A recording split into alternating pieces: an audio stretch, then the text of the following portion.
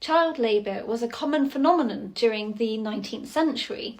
Child labour was cheap, they could be easily taken advantage of, and they were also small and nimble, so they could do many jobs that adults couldn't do. This little girl was a spinner in North Carolina. Children worked in factories and mills in a range of capacities. This photo was taken in 1909 in Georgia.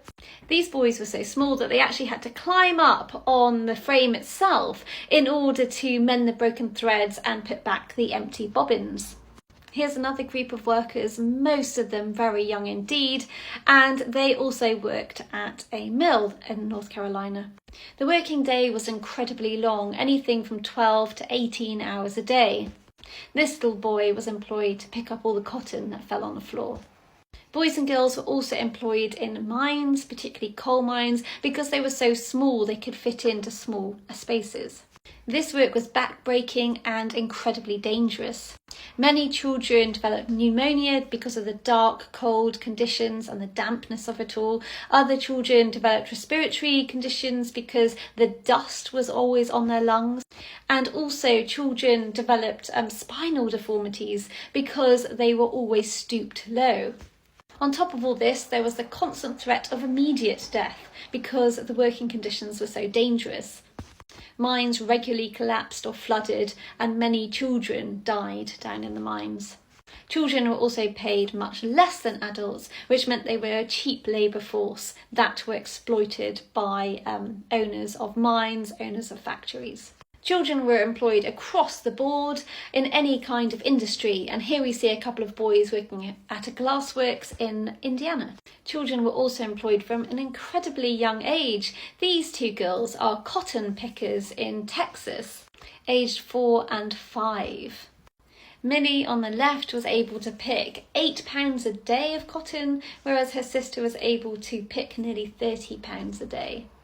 That's pounds as in weight. This little girl's called Jenny, and she is picking cranberries. She was 8 years old in this photograph. The terrible working conditions often resulted in the loss of limbs. This poor boy had 2 of his fingers torn out in a mill accident.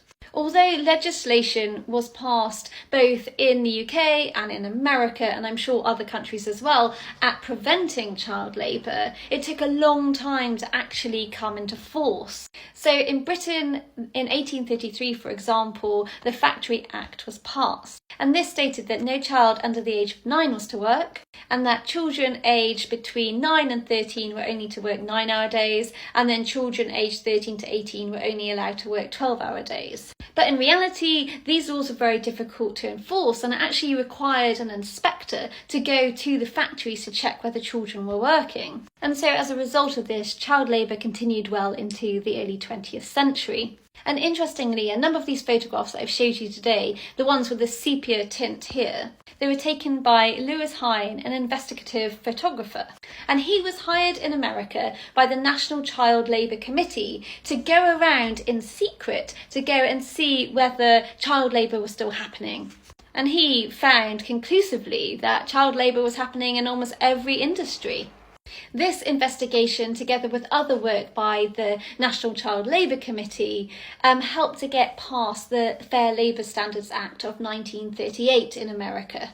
This sets federal standards of child labour in America. Similar legislation took place in Britain as well, albeit a little earlier.